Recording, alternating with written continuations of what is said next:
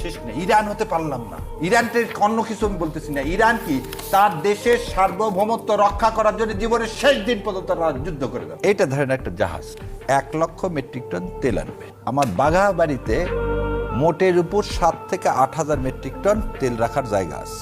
নারায়ণগঞ্জে আছে আরো 7 থেকে 8 হাজার মেট্রিক টন।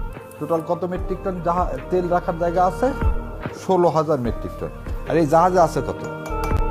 1 লক্ষ মেট্রিক টন।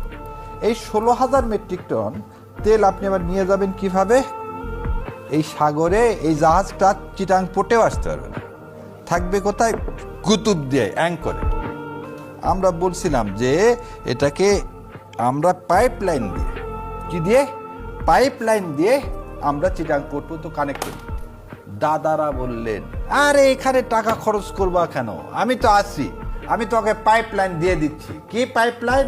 সৈয়দপুর ওখান থেকে পাইপলাইন দিয়ে দেবো, তুমি ডিজেল নিয়ে নাও। বোনাস।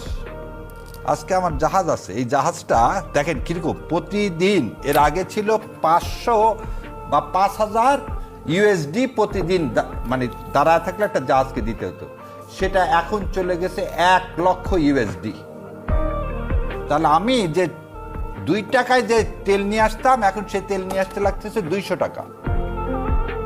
2 টাকার তেল এখন লাগতেছে 200 টাকা। দ্বিতীয় কথা, এই জন্য আমাদেরকে সৌদি আরব তেল দেওয়া বন্ধ করে দিয়েছিল, যে ওর কাছে জাহাজ পাঠালে 6 মাস আটকা দিবে।